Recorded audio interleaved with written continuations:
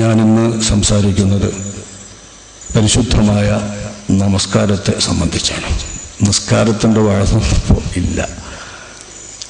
ഞങ്ങളെപ്പോലുള്ള ആളുകളൊക്കെ വഴന്നു പറയാൻ തുടങ്ങിയപ്പോൾ പുതിയ വിഷയങ്ങളാണ്. നിസ്കാരം പണ്ടൊരു വഴതിലും ഇല്ലാതെ പോകില്ല. പക്ഷേ ഇനിയിപ്പൊക്കെ തീർച്ചയായും ഇവകളൊക്കെ മടങ്ങി വരേണ്ടിയിരിക്കുന്നു. നിസ്കാരത്തെ പറയുന്നു എന്ന് പറഞ്ഞാൽ നീണ്ടു പരന്നങ്ങനെ പോകും. ദിവസങ്ങളോളം പറയാനുണ്ട് നമസ്കാരം. ഫാത്തിഹ സൂറത്ത് മാത്രം ദിവസങ്ങളോളം പറയാം. 7 ആയത്തുണ്ടല്ലോ. ഓരോ ആയത്ത് വെച്ചാൽ 7 ദിവസം. ഒരു 25 കൊല്ലം മുൻപ് ഫാത്തിഹ സൂറത്ത് ഞാൻ തന്നെ പ്രസംഗിച്ചിട്ടുണ്ട്, കോഴിക്കോട് നിൽക്കുന്ന കാലത്ത്. അന്നിപ്പോൾ ഈ വിപണിയിലെ പ്രസംഗമൊന്നും കിട്ടില്ല. ആ പ്രസംഗങ്ങളൊക്കെ പോയി വിപണിയിൽ കിട്ടില്ല. ഇപ്പോൾ അന്ന് ഫാത്തിഹ സൂറത്ത് പോയി ബാക്കിയെല്ലാം കൂടി ആ ദിവസങ്ങൾ പറയാം നിസ്കാരം. ഞാനിന്ന് നിസ്കാരത്തിൻ്റെ ഒരു ഭാഗമാണ് സംസാരിക്കുന്നത്. എന്തിനു നാം നമസ്കരിക്കണം? ഇന്ന് മിക്കവാറും ചെറുപ്പക്കാരൊക്കെ നമസ്കാരക്കാരാണ്. ഒരുപക്ഷെ പുത്തൻവാദികൾ, പുതിയ പാർട്ടിക്കാർ അവരുടെ പ്രവർത്തനത്തിൻ്റെ ഫലമായി എടുത്തു പറയുന്നതും സമൂഹത്തിലെ മിക്കവാറും ചെറുപ്പക്കാരൊക്കെ നമസ്കരിക്കുന്നവരും നോമ്പനുഷ്ഠിക്കുന്നവരും പള്ളിയിൽ വരുന്നവരുമായി. പണ്ട് സമുദായത്തിൽ നിസ്കാരം ഇത്ര കണ്ടില്ല. നോമ്പുകാർ വളരെ തുച്ഛമായിരുന്നു. ഇന്നങ്ങനെയല്ല. ഇന്ന് ചെറുപ്പക്കാരികളൊക്കെ നിസ്കരിക്കുന്നവരും നോമ്പനുഷ്ഠിക്കുന്നവരുമാണ്. ഇത് ഞങ്ങളൊക്കെ വന്നതിൻ്റെയും പ്രവർത്തിച്ചു തുടങ്ങിയതിൻ്റെയും ഫലമാണ് എന്നാണ് പുത്തൻ പാർട്ടിക്കാർ പലപ്പോഴും പറയാറുള്ളത്. കേട്ടു നോക്കുമ്പോൾ കുറച്ചൊക്കെ നമുക്ക് മനസ്സിലാവും. നമസ്കാരക്കാർ വർദ്ധിച്ചു വരികയാണ്. നമസ്കരിക്കുന്ന ആളുകൾ കൂടിയതും ആളുകളുടെ വരാനുള്ള സൗകര്യം കൂടിയതും മുമ്പിൽ കണക്കിലെടുക്കാറില്ല.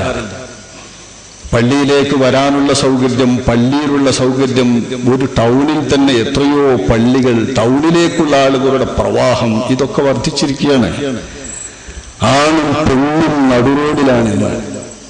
കടകളിൽ വന്ന് സാധനം മേടിക്കുന്നത് ആണും പെണ്ണുമാണ്. കുട്ടികളും മക്കളും അടക്കം വീട്ടിലെ എല്ലാവരും ഒരു തുണി കൊടുക്കാൻ കുടുംബസമേതം ഒന്നിച്ചവര ഒറ്റ വീട്ടിലേക്ക് വേണ്ടി. ഒറ്റ വീട്ടിലേക്ക് ഒരു 12 ആൾ ഒരു തുണിഷാപ്പിൽ ഇപ്പം ഉണ്ടാവും. ഇതാണ് ഇന്നത്തെ കാലം എന്ന് നമ്മൾ പരിഗണിക്കാറില്ല. പള്ളിയിൽ ആളും തലയെണ്ണവും വർദ്ധിക്കുന്നത് ഇതൊക്കെ ഞങ്ങളുടെ പരിപാടിയാണ് എന്നുള്ള നിലക്ക് പ്രചാരണമാണ്. ഇരിക്കട്ടെ, അതല്ല ഇന്നത്തെ വിഷയം.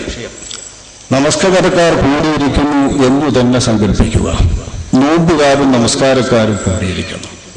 പക്ഷെ ഈ കൂടിയ നമസ്കാരക്കാർ എന്തുതരം നമസ്കാരക്കാരാണ്? നമസ്കാരത്തിന്റെ എന്തെങ്കിലും ഫലങ്ങൾ ഇന്നത്തെ നമസ്കാരക്കാരിലുണ്ടോ? എന്തുകൊണ്ട് നമുക്ക് നമസ്കാരത്തിന്റെ സത്ഫലങ്ങളൊന്നും നേടാൻ കഴിയുന്നില്ല? എന്തിനാണ് വാസ്തവത്തിൽ നമസ്കാരം അല്ലാഹു തആല ശറഅാക്കിയിരിക്കുന്നത്? ഇതാണ് ഞാൻ ഇന്ന് എൻ്റെ ചെറുപ്പക്കാരെ വിശേഷിച്ചും ശ്രദ്ധ ക്ഷണിക്കുവാൻ വേണ്ടി ഉദ്ദേശിക്കുന്നത്. ആഖിറത്തിൽ കൂലി കിട്ടാൻ വേണ്ടി, കൂലി നൽകാൻ വേണ്ടി, പ്രതിഫലം നൽകാൻ വേണ്ടി അല്ലാഹു നിശ്ചയിച്ച ഒരു അമൽ എന്ന് നമുക്ക് ശറഇന്റെ ഇബാദത്തുകളെ സംബന്ധിച്ചൊക്കെ വിലയിരുത്താം. പക്ഷേ അതിൻ്റെയൊക്കെ പിന്നിൽ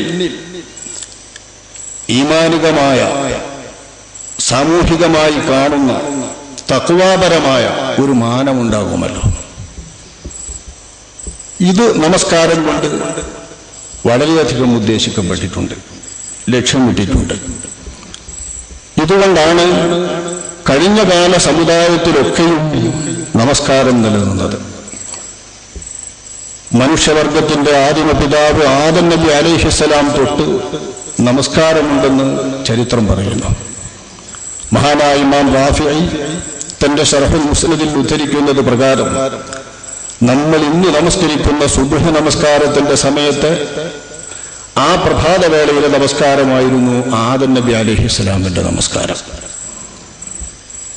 ദാവൂദ് നബി, സുലൈമാൻ നബി, യഅഖൂബ് നബി, യൂനുസ് നബി അലൈഹിസ്സലാം തുടങ്ങിയുള്ളവർക്ക് നമ്മൾ ഇന്ന് നമസ്കരിക്കുന്ന 5 വഖത്തുകളിലെ ഓരോ വഖത്തുകളിൽ നമസ്കാരമുണ്ടായിരുന്നു അത്രേ.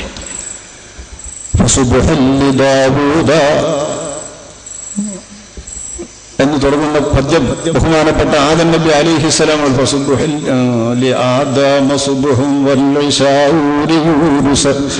എന്നിങ്ങനെ തുടങ്ങുന്ന പദ്യശകലം ബഹുമാനപ്പെട്ട ഇമാമുകൾ ഇതിനെപ്പറ്റി ചൊല്ലിയിട്ടുണ്ട്. 5 വഖത്ത് നമസ്കാരം നമ്മൾ ഇന്ന് നിസ്കരിക്കുന്ന നിസ്കാരങ്ങൾ ഓരോ വഖത്ത് ഓരോ നബിമാർക്കുണ്ടായിരുന്നുവെന്ന്. നമ്മുടെ നമസ്കാരത്തിന്റെ രൂപമായിരുന്നോ ആകൃതിയായിരുന്നോ എന്നൊന്നും നമുക്കറിഞ്ഞുകൂടാ. എന്നാൽ വിശുദ്ധ ഖുർആൻ നോക്കുമ്പോൾ തന്നെ ഇബ്രാഹിം നബി അലൈഹിസ്സലാം മുതലുള്ള മിക്ക പ്രവാചകന്മാരെയും നമസ്കാരം നിലനിന്നിരുന്നതായി വിശുദ്ധ ഖുർആൻ പരിചയപ്പെടുത്തുന്നുണ്ട്. ഖലീലുല്ലാഹി ഇബ്രാഹിം നബി അലൈഹിസ്സലാം തന്നെ റബ്ബി ജഅൽനി മുഖീമസ്സലാത്തി വമിൻ യുദ്ദിയതിഹി റബ്ബനാ വതഖബ്ബൽ ദുആ.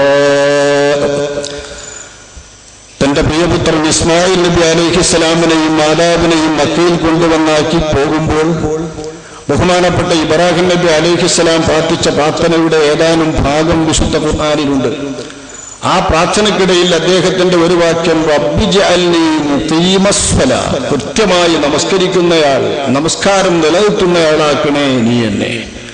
റബ്ബനാ ഇന്നി അസ്കൻതു മിൻ ദുർരിയ്യതി ബിവാദിൻ ഗൈരി ദീ സറഇൻ ഇൻദ ബൈതികൽ മുഹറം. പ്രാർത്ഥനയുടെ തുടക്കം വന്നിട്ട് പറയുന്നത്, പടച്ചോനെ എന്റെ മക്കളെ, എന്റെ മകനെ ഞാനിവിടെ കൊടുന്ന് പാർപ്പിക്കുന്നത് റബ്ബനാ ലിയുഖീമുസ്സലാ, എന്റെ മക്കളും കുടുംബവും വളർന്നു വരുന്നവരും നിസ്കാരം നിലനിർത്തുന്നവരും നിർവഹിക്കുന്നവരുമാകാൻ വേണ്ടിയാണ്. അപ്പൊ ഇബ്രാഹിം നബി അലൈഹിസ്സലാമിന്റെ പുത്രൻ ഇസ്മായിൽ നബി അലൈഹിസ്സലാമിന്റെ പരമ്പരയിൽ നമസ്കാരം നിലനിന്നിരുന്നുവെന്നും ആ നമസ്കാരം നിലനിർത്തുന്നവരാക്കി അവരെ മാറ്റണോ എന്ന് ആ പിതാമഹൻ ഇബ്രാഹിം നബി അലൈഹിസ്സലാം പ്രാർത്ഥിച്ചിരുന്നതും വിശുദ്ധ ഖുർആൻ പഠിപ്പിക്കുന്നുണ്ട്. വ്യക്തമായും ഇബ്രാഹിം നബിയുടെ പുത്രപരമ്പരയിൽ ഇസ്മായിൽ നബി അലൈഹിസ്സലാമിലൂടെയാണ് അഷ്റഫുൽ ഖൽഖ് സ്വല്ലല്ലാഹു അലൈഹി വസല്ലം തങ്ങൾ വരുന്നത്. ആ പരമ്പരയിലെ പ്രവാചകർ ഇസ്മായിൽ നബി അലൈഹിസ്സലാം മാത്രമാണ്, ഇബ്രാഹിം നബിയുടെ മകൻ. ആ ഇസ്മായിൽ നബിയെ വിശുദ്ധ ഖുർആൻ പരിചയപ്പെടുത്തുന്നത് വദ്കുർ ഫിൽ കിതാബി ഇസ്മാഈൽ ഇന്നഹു കാന സാദിഖൽ വഅദി വകാന റസൂലൻ നബിയ്യാ വകാന യഅ്മുറു അഹ്ലഹു ബിസ്സലാത്തി വസ്സകാത്തി വകാന ഇൻദ റബ്ബിഹി മർദിയ്യാ. ഇസ്മായിൽ നബി അലൈഹിസ്സലാം കാന യഅ്മുറു അഹ്ലഹു ബിസ്സലാത്തി വസ്സകാത്ത്, നമസ്കാരവും സക്കാത്തും സ്വന്തം കുടുംബത്തെ ഉദ്ദേശിച്ച് ചെയ്യിക്കുമായിരുന്നു ഇസ്മായിൽ നബി അലൈഹിസ്സലാം എന്ന് വിശുദ്ധ ഖുർആൻ. ഇബ്രാഹിം നബി അലൈഹിസ്സലാമിന്റെ മറ്റു പരമ്പര ഇസ്ഹാഖ് യാഖൂബ് നബി അലൈഹിസ്സലാമിന്റെ പരമ്പരയിലൂടെ വരുന്ന ബനൂ ഇസ്രായേലിലും അവരുടെ പ്രവാചകരുമാണ്. ഇബ്രാഹിം നബി അലൈഹിസ്സലാമിന് ശേഷം അല്ലാഹു തആല അയച്ച പ്രവാചകന്മാരൊക്കെയും ഇബ്രാഹിം നബിയുടെ സന്താന പരമ്പരയാണെന്ന് വിശുദ്ധ ഖുർആൻ പറയുന്നുണ്ട്. ആ നിലക്ക് അബുൽ അംബിയ, നബിമാരുടെ പിതാവാണ് ബഹുമാനപ്പെട്ട ഇബ്രാഹിം നബി അലൈഹിസ്സലാം. ആ പരമ്പരയിൽ ബനൂ ഇസ്രായേൽ എന്ന വർഗമായി ഈ സമൂഹം പിരിയാൻ തന്നെ കാരണം ഇസ്രായേൽ എന്ന പേരുള്ള യാഖൂബ് നബി അലൈഹിസ്സലാമാണ്. യാഖൂബ് നബിയും തന്റെ പിതാവ് ഇസ്ഹാഖ് നബിയെയും ഖുർആൻ പരിചയപ്പെടുത്തുമ്പോൾ വവഹബ്നാ ലഹു ഇസ്ഹാഖ വയഅഖൂബ നാഫില വകുല്ലൻ ജഅൽനാ സാലിഹീൻ വജഅൽനാഹും അഇമ്മതൻ യഹ്ദൂന ബിഅംരിനാ വഔഹൈനാ ഇലൈഹിം ഫിഅലൽ ഖൈറാത്തി വഇഖാമസ് സ്വലാത്തി വഈതാഅസ് സകാത്ത് വകാനൂ ലനാ ആബിദീൻ. ഇസ്ഹാഖ് നബിയെയും യാഖൂബ് നബി അലൈഹിസ്സലാമിനെയും ഇബ്രാഹിം നബിക്ക് സമ്മാനമായി നൽകിയത് പറഞ്ഞിട്ട് അമ്മ പറയുന്നത്, അല്ലാഹു അവരിലേക്ക് വഹി അറിയിച്ചിട്ടുണ്ട് നിസ്കാരം നിലനിർത്താൻ, സക്കാത്ത് കൊടുക്കാൻ. ഇസ്രായേലിൽ വന്ന ഒട്ടുമിക്ക പ്രവാചകന്മാരുടെ ചരിത്രം പറയുമ്പോഴും ഖുർആൻ ഇത് ഉണർത്തുന്നുണ്ട്. ഇബ്രാഹിം നബിയുടെ കാലം കഴിഞ്ഞ് ഏതാണ്ട് മൂസാ നബി അലൈഹിസ്സലാമിന്റെ കാലത്തിന്റെ മുൻപും മൂസാ നബിയുടെ കാലത്തും മദിയൻ നിവാസികളുടെ പ്രവാചകരാണ് ശുഐബ് നബി അലൈഹിസ്സലാം. അദ്ദേഹത്തോട് തന്റെ ജനത ചോദിക്കുന്നത് ഖുർആൻ ഉദ്ധരിക്കുന്നു, ഖാലൂ യാ ശുഐബ് അസ്വലവാതുക തഅ്മുറുക അൻ നത്രുക മാ യഅ്ബുദു ആബാഉനാ ഔ അൻ നഫ്അല ഫീ അംവാലിനാ മാ നശാ ഇന്നക ലഅൻതൽ ഹലീമുർ റശീദ്. ശുഐബ്, നിന്റെ നിസ്കാരമാണോ ഞങ്ങളുടെ ഈ ദൈവങ്ങളെയൊക്കെ ഒഴിവാക്കാനും ഞങ്ങളുടെ സ്വത്തുക്കളിൽ തോന്നിയത് കാണിക്കുന്നതിന് നിരോധിക്കാനും നിന്നെ പ്രേരിപ്പിക്കുന്നത് എന്ന് ശുഐബ് നബി അലൈഹിസ്സലാമിനോട് തന്റെ ജനത ചോദിക്കുന്നുവെന്ന് ഖുർആൻ. അപ്പൊ നമസ്കാരം ശുഐബ് നബി അലൈഹിസ്സലാമിനുണ്ട്. മൂസാ നബി അലൈഹിസ്സലാമിനോട് നിർദ്ദേശിച്ചത് ഖുർആൻ ഉദ്ധരിക്കുന്നു, അനഖ്തർതുക ഫസ്തമി ലിമാ യൂഹാ അന്നനി അനല്ലാഹു ലാ ഇലാഹ ഇല്ലാ അന ഫഅബ്ദുനി വഅഖിമിസ് സ്വലാത ലിദിക്രി. നിസ്കരിക്കണം മൂസാ നബി എന്ന് അല്ലാഹു തആല വഹി അറിയിച്ചത്. ബനൂ ഇസ്രായേലിലെ ഏറ്റവും പ്രധാനപ്പെട്ട നബി അല്ലെങ്കിലും ബനൂ ഇസ്രായേൽ സമൂഹത്തിലെ ഒരു പ്രസിദ്ധ ഖാദിയായിരുന്നു ലുഖ്മാനുൽ ഹകീം. അദ്ദേഹം തന്റെ പുത്രന് നൽകുന്ന ഉപദേശത്തിൽ വിശുദ്ധ ഖുർആൻ ഉദ്ധരിക്കുന്നു, യാ ബുനയ്യ ഖമിസ് സ്വലാഹ വഅ്മുർ ബിൽ ഉർഫി വൻഹ അനിൽ മുൻകരി വസ്ബിർ അലാ മാ അസാബക ഇന്ന ദാലിക മിൻ അസ്മിൽ ഉമൂർ. ഇസ്രായേൽ സമൂഹത്തിലുമുണ്ടായിരുന്നു ഇത്. ഇസ്രായേൽ സമൂഹത്തിലെ പ്രവാചകരിൽ അവസാന കാലത്ത് വരുന്ന പ്രവാചകരും ഒരുപക്ഷെ നബിയുടെ തൊട്ടു മുൻപ് ലോകത്ത് അവതീർണരായ പ്രവാചകരുമാണ് ബഹുമാനപ്പെട്ട ഈസാ നബി അലൈഹിസ്സലാം. ആ ഈസാ നബിയുടെ കാലത്ത് ഈസാ നബി അലൈഹിസ്സലാമിന്റെ മാതാവിനെ അടക്കം വളർത്തിയ പ്രവാചകരാണ് സക്കരിയ നബി അലൈഹിസ്സലാം. ഫനാദതുഹുൽ മലായികതു വഹുവ ഖായിമുൻ യുസല്ലി ഫിൽ മിഹ്റാബ്. തന്റെ സ്വന്തം പ്രാർത്ഥനാ മണ്ഡപത്തിൽ നമസ്കരിച്ചുകൊണ്ടിരിക്കുമ്പോഴാണ് സക്കരിയ നബി അലൈഹിസ്സലാമിനെ മലക്കുകൾ വിളിച്ചത്. മഹാനായ ഈസാ നബി അലൈഹിസ്സലാം വഔസാനി ബിസ്സലാത്തി വസ്സകാത്തി മാ ദുംതു ഹയ്യാ. തൊട്ടിലിൽ കിടന്ന് സംസാരിച്ച കൂട്ടത്തിലും കാണാം നിസ്കാരവും സക്കാത്തും എന്നോട് നിർദ്ദേശിച്ചിരിക്കുന്നുവെന്ന്. ഇപ്പൊ ബനൂ ഇസ്രായേലിലെ ഒന്നാം പ്രവാചകരായ യാക്കൂബ് നബി അലൈഹിസ്സലാമും തന്റെ പിതാവ് ഇസ്ഹാഖ് നബിയും ഇബ്രാഹിം നബിയും തൊട്ട് ഇസ്രായേൽ സമൂഹത്തിലെ അവസാന പ്രവാചകരായ ഈസാ നബി അലൈഹിസ്സലാം വരെയുള്ള പ്രവാചകന്മാരെ മുഴുവൻ നമസ്കാരം നിർവഹിക്കാൻ വേണ്ടി നിർദ്ദേശിക്കപ്പെട്ടവരും പ്രത്യേകം കൽപ്പിക്കപ്പെട്ടവരുമായി വിശുദ്ധ ഖുർആൻ നമ്മെ പരിചയപ്പെടുത്തുന്നു. ഇതിനർത്ഥം കഴിഞ്ഞ സമൂഹങ്ങളിലൊക്കെയും ഇത് നിലനിൽക്കുന്നുണ്ട്.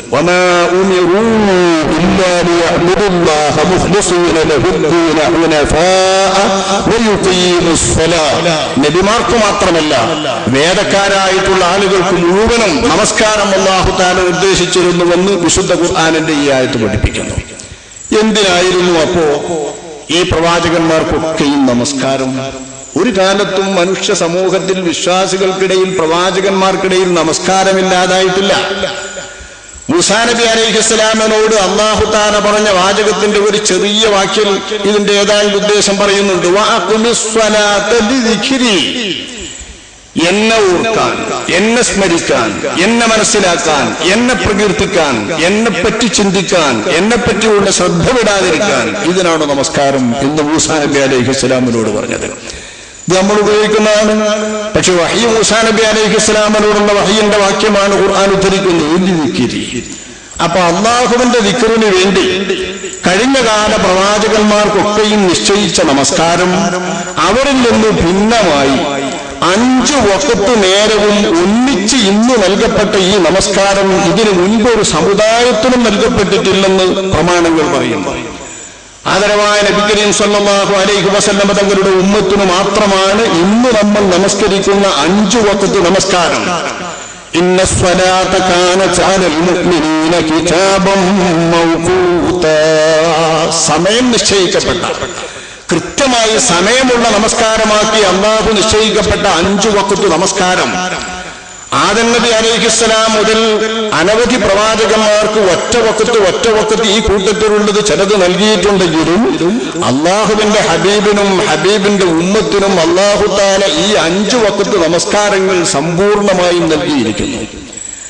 50 വഖത്ത് ഫർളാക്കിയത് 5 ചുരുക്കിയതാണ് നമ്മുടെ. ഇതൊക്കെ നമുക്ക് കഥ അറിയാം. നമ്മുടെ ഇന്നത്തെ നമസ്കാരത്തിന്റെ രൂപം ഇതായിരുന്നുവോ കഴിഞ്ഞകാല പ്രവാചകന്മാരുടെ നമസ്കാരത്തിന്റെ രൂപം? അറിഞ്ഞൂടാ. മലയാളത്തില് നമസ്കാരം എന്നറിയുന്ന വാക്കുപോലെ തന്നെയാണ് അറബില് സ്വലാത്തും. സ്വലാത്ത് എന്ന് പറഞ്ഞാൽ അറബ് ശബ്ദത്തിന്റെ അർത്ഥം പ്രാർത്ഥന എന്നാണ്. പ്രസിദ്ധമായ അർത്ഥം പ്രാർത്ഥന. അപ്പൊ പ്രാർത്ഥന ഇവിടെ രീതി എങ്ങനെ, രൂപം എങ്ങനെ, ഏത് രൂപത്തിൽ നിന്ന് നമുക്ക് അറിഞ്ഞൂടാ. ഇന്നത്തെ നമ്മുടെ ഈ ശരീഅത്ത് അനുസരിച്ച അർത്ഥാണ് അല്ലാഹു അക്ബർ എന്ന് തക്ബീർ കൊണ്ട് തുടങ്ങി അസ്സലാമു അലൈക്കും എന്ന സലാം കൊണ്ട് അവസാനിക്കുന്ന ചില പ്രത്യേക പ്രവർത്തനങ്ങളും ഇടപാടുകളും നമ്മളെ നമസ്കാരം കൊണ്ടുള്ള നിർവചനമാണ്. വാസ്തവത്തിൽ ഇതിന്റെ ഉദ്ദേശം അത്. മലയാളത്തിലെ നമസ്കാരം വന്ദിക്കൽ, ബഹുമാനിക്കലിനേ ഉള്ളൂ. അല്ലെങ്കിൽ നമിക്കൽ, കുമ്പിടൽ, കുനിയൽ, ഒന്നുകൂടി നമിച്ചാൽ സാഷ്ടാംഗം. രണ്ട് നമസ്കാരമാണ്. ഒന്നുകിൽ നമിക്കൽ, കുമ്പിടൽ, അല്ലെങ്കിൽ സാഷ്ടാംഗം എന്നാ പിന്നെ മലയാളത്തിലൊന്ന് പറയുന്നത്. സാഷ്ടാംഗം പറയുന്നത് നമ്മളെ സുജൂദല്ല, എങ്കിലും 8 അവയവങ്ങളും ഉൾക്കൊണ്ടുകൊണ്ടുള്ള ഒരു പ്രത്യേക എല്ലാം കൂടി ഭൂമിയിലാക്കിയിട്ടുള്ള ഒരു ഇടപാടാണ്. ഇതാണ് മലയാളത്തിൽ നമസ്കാരം. അത് എങ്ങനെയായിരുന്നു കഴിഞ്ഞ കാല പ്രവാചകന്മാർക്ക് നമസ്കാരം ഇതറിഞ്ഞുകൂടാ. നമ്മുടെ നമസ്കാരത്തിന്റെ ശൈലിയും സമയവും വെച്ച് 5 വഖത്ത് നമസ്കാരം കൊണ്ട് സാധിക്കുന്നതെന്തെന്ന് വിശുദ്ധ ഖുർആൻ നമ്മെ പഠിപ്പിക്കുന്നു. വളരെ പ്രധാനമായും 3 നേട്ടങ്ങളാണ് വിശുദ്ധ ഖുർആൻ നമസ്കാരം കൊണ്ട് കിട്ടുന്നതായി വരച്ചു കാണിക്കുന്നത്. നമ്മുടെ നമസ്കാരത്തെ കുറിച്ചാണ് സംസാരിക്കുന്നത്. വളരെ പ്രധാനമായും ഖുർആൻ പറയുന്നത് 3 നേട്ടങ്ങൾ. ഈ 3 നേട്ടങ്ങളിൽ എല്ലാം ഉൾക്കൊള്ളും ചെയ്യും, പുറത്തും ചുവറൊന്നുമില്ല. ഒന്ന്, സകല നന്മകൾ പ്രവർത്തിക്കാനും നമ്മുടെ താല്പര്യങ്ങളും ഇഷ്ടങ്ങളും അള്ളാഹുവിൽ വഴിപ്പെട്ട് ജീവിക്കുന്നതിന് വിഘാതമാകുന്ന എന്തും ത്യജിക്കാനുമുള്ള ശക്തിയും പ്രചോദനവുമായി നമസ്കാരം നിലകൊള്ളും. അള്ളാഹുവിന് വഴിപ്പെട്ട് ജീവിക്കാൻ, വെടിയേണ്ടതൊക്കെയും വെടിഞ്ഞു ജീവിക്കാനുള്ള പ്രചോദനമായി 5 വഖത്ത് നമസ്കാരം നിലകൊള്ളും എന്ന് ഖുർആൻ പറയുന്നു. അതാണ് ഞാൻ ഓതി വെച്ച ആയത്തിലുള്ളത്. യാ അയ്യുഹല്ലദീന ആമനു ഇസ്തഈനൂ ബിസ്സബ്രി വസ്സലാഹ് ഇന്നല്ലാഹ മഅസ്സാബിരീൻ വസ്തഈനൂ ബിസ്സബ്രി വസ്സലാഹ് വഇന്നഹാ ലകബീറത്തുൻ ഇല്ലാ അലൽ ഖാശിഈൻ. വസ്തഈനൂ ബിസ്സബ്രി വസ്സലാഹ്, വിശ്വാസികളെ വിളിച്ചുകൊണ്ട് ഒരായത്തിൽ അൽബക്കറയിൽ തന്നെ 153-ാമത്തെ ആയത്തിൽ നമ്മൾ വിശ്വാസികളെ വിളിച്ചുകൊണ്ട് അള്ളാഹു പറയുന്നതാണ് അള്ളാഹു വിവരിക്കുന്നത്. അൽബക്കറയിലെ തന്നെ 45-ാമത്തെ ആയത്തിൽ ബനൂ ഇസ്രായേൽ സമൂഹത്തെ പ്രത്യേകം വിളിച്ചുകൊണ്ട് വസ്തഈനൂ ബിസ്സബ്രി വസ്സലാ എന്ന് പറഞ്ഞു. രണ്ടായാലും നമസ്കാരം കൊണ്ട് അള്ളാഹു സുബ്ഹാനഹു വ തആല ആഹ്വാനം ചെയ്യുന്നത് കേവലം നിസ്കരിക്കാനല്ല. വസ്തഈനൂ, നിങ്ങൾ സഹായത്തിന് കൂട്ടുപിടിച്ചോളൂ. ബിസ്സബ്രി വസ്സലാ, അള്ളാഹു നിർദ്ദേശിച്ചിട്ടുള്ള കാര്യങ്ങളിൽ ഏറ്റവും സഹിഷ്ണുതയും ക്ഷമയും വെളിപ്പെടുന്നത് എന്താണോ അത് നിങ്ങൾ പിടിച്ചിട്ട് നിങ്ങൾ നിങ്ങളുടെ കാര്യങ്ങൾക്ക് സഹായത്തിനും ഊനത്തായി കൂട്ടിന് പിടിച്ചോളൂ. വസ്സലാ, അതിൽ പ്രധാനമായും ഉദ്ദേശം നിസ്കാരം തന്നെ. ഇപ്പൊ നിസ്കാരം നമ്മുടെ എല്ലാ നന്മകൾക്കും എല്ലാ കാര്യങ്ങൾക്കും ശരിയായ ജീവിതത്തിനുമുള്ള മഊനത്താണ്. 5 നേരം നിസ്കരിക്കാൻ വലിയ പാടൊന്നുമില്ല.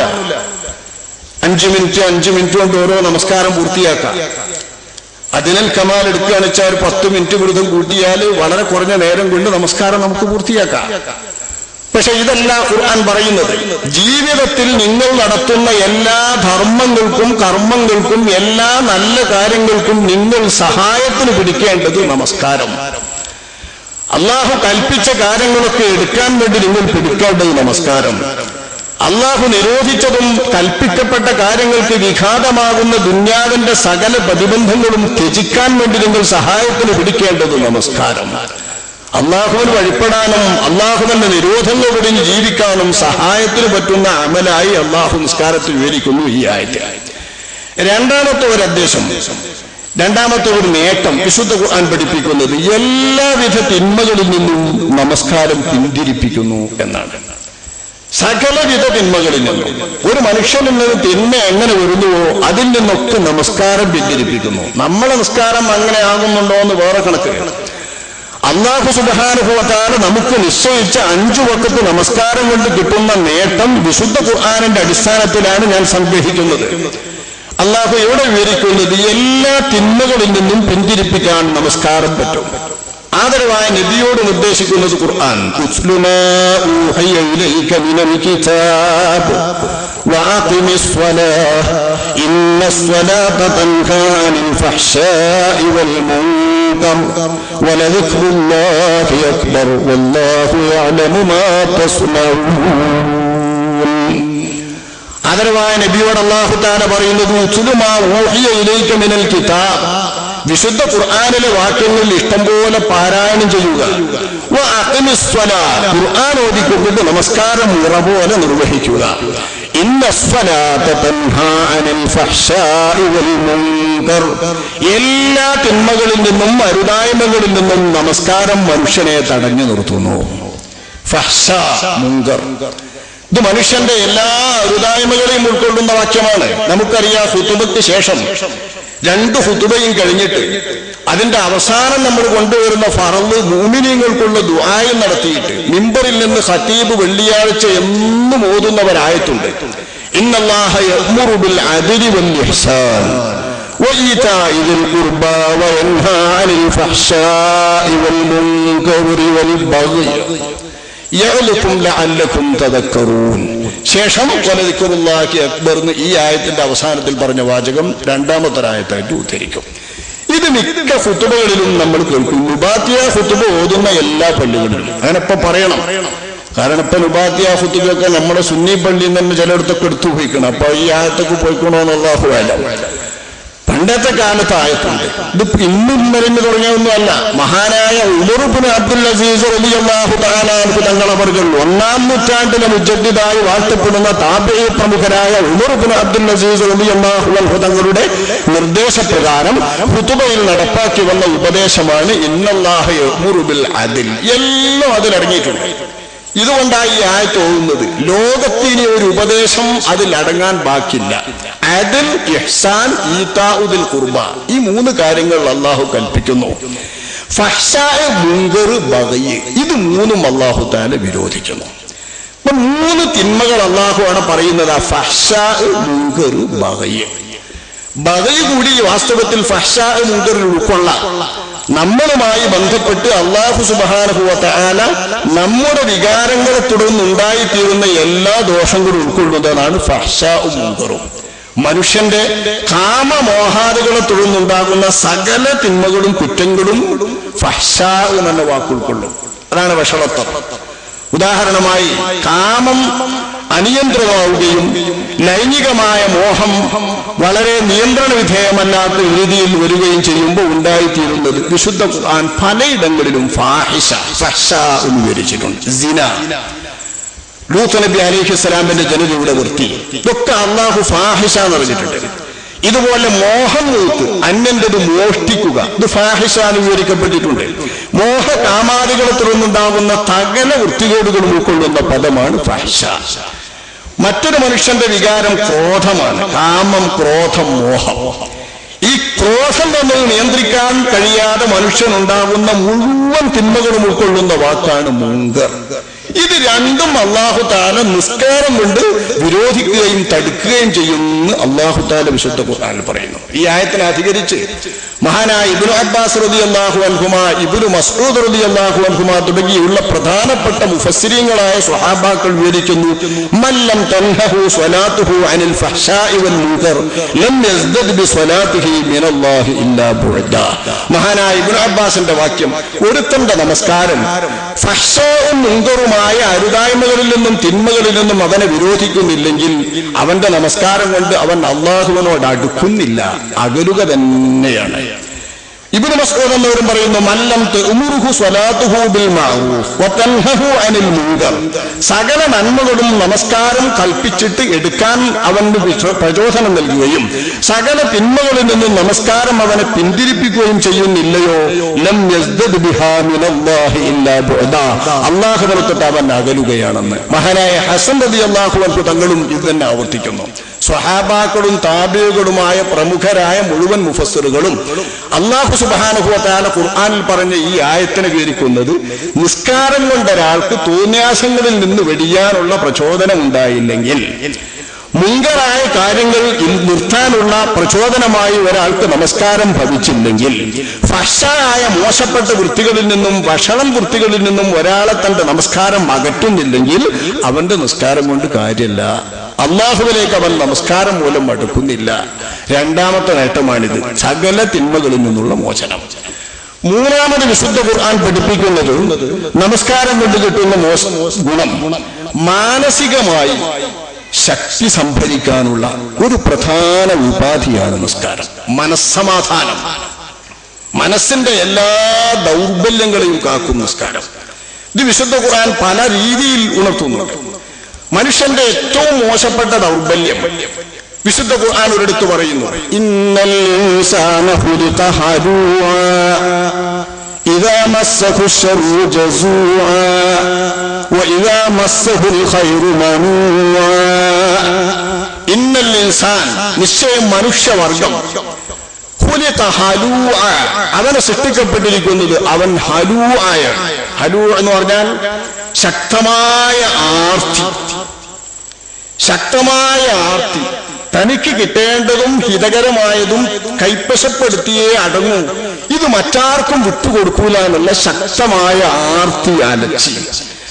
അരുതായ്മകളൊന്നും വന്നുകൂടാ, മോശങ്ങളൊന്നും വന്നുകൂടാ, കെടുതികളൊന്നും വന്നുകൂടാ, ഒരു കെടുതിയും സഹിക്കാനാവൂല എന്ന അസഹിഷ്ണുതയും. അപ്പൊ ഹലുവാണെന്ന വാക്കിന്റെ അർത്ഥം അസഹിഷ്ണുവും അത്യാർത്ഥനുമായിട്ടാണ് മനുഷ്യനെ അല്ലാഹു തആല സൃഷ്ടിച്ചിരിക്കുന്നത്. ഇതുകൊണ്ട് തന്നെ ഇതാ മസ്സഹു ശർറു, മോശമായ അഹിതകരമായത് എന്തെങ്കിലും വന്നു ഭവിച്ചാൽ ജസൂഅ, മനുഷ്യൻ വല്ലാതെ അസഹ്യത കാണിക്കും. പനി വന്നൂടാ, തലവേദന വന്നൂടാ, സാമ്പത്തിക നഷ്ടം വന്നൂടാ, കച്ചവടത്തിൽ നഷ്ടം വന്നൂടാ, തന്റെ ഇടപാടുകളിൽ നഷ്ടം വന്നൂടാ, തന്റെ പ്രവർത്തനങ്ങൾ നിഷ്ഫലമായൂടാ, ഒരു വിധത്തിലുള്ള കെടുതിയും അനുഭവിക്കാനാവൂല. രോഗമാവട്ടെ, ശത്രുക്കളുടേതാവട്ടെ, മറ്റെന്തു തരം കെടുതിയാവട്ടെ, ജസൂഅ, അസഹ്യത അവൻ അതിന്റെ പേരിൽ പ്രകടിപ്പിക്കും. വഇദാ മസ്സഹുൽ ഖൈറു മനൂഅ, ഹിതകരമായതും നേട്ടവും വന്നാലോ അത് തന്റെ പൗർ കൊണ്ടും തന്റെ ഗുണം കൊണ്ടും തന്റെ പ്രവർത്തനം കൊണ്ടും തന്റെ ദുആ കൊണ്ടും തന്റെ നിസ്കാരം കൊണ്ടൊക്കെ കിട്ടിയതാണ് തന്റെ ഭാവം. അത് മറ്റാർക്കും വിട്ടുകൊടുക്കാൻ അവൻ തയ്യാറുമല്ല. ആർത്തിയാണ്, സ്വാർത്ഥത, ആർത്തി. അപ്പൊ സ്വാർത്ഥതയും ആർത്തിയുമുള്ള മനുഷ്യന്റെ പ്രകൃതമാണ് ഹിതകരമായത് കിട്ടിയാൽ മറ്റാർക്കും വിട്ടുകൊടുക്കില്ല. അഹിതകരമായതും മോശപ്പെട്ടതും വന്നാൽ അത് സഹിക്കാനും പൊറുക്കാനും ആവൂല. ഇത് മനുഷ്യന്റെ ദൗർബല്യം. ഈ ദൗർബല്യം അല്ലാഹു തആല ഒഴിവാക്കുന്നു. ആരെ? ഇല്ലൽ മുസല്ലീൻ അല്ലദീന ഹും അലാ സ്വലാത്തിഹിം ദായിമൂൻ.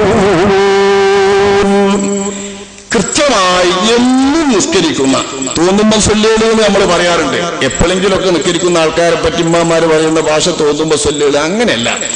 എപ്പോഴും നിസ്കരിക്കുന്ന നിസ്കാരക്കാർ ഇതിൽ നിന്നൊഴിവാണ്. നോക്കണങ്ങൾ അല്ലാഹു തആല പറയുന്നു, നമസ്കാരക്കാർ ഈ പൊറുതികേടിൽ നിന്ന് ഒഴിവാണ്. രോഗമോ വിഷമോ വന്നാൽ സഹിക്കാൻ അവരെ കൊണ്ട് കഴിയും. വിഷമങ്ങളും ബുദ്ധിമുട്ടുകളും പരാജയങ്ങളും സംഭവിച്ചാൽ അത് തടുക്കാനും അത് ക്ഷമയോടുകൂടെ നേരിടാനുമുള്ള കരുത്ത് അവർക്കുണ്ട്. അഹിതകരമായത് വന്നാൽ അത് പേറാനുള്ള, അത് ക്ഷമിക്കാനുള്ള, അത് പൊറുക്കാനുള്ള മനസ്സിന്റെ ആർജവവും മനക്കരുത്തും അവർക്കുണ്ട്.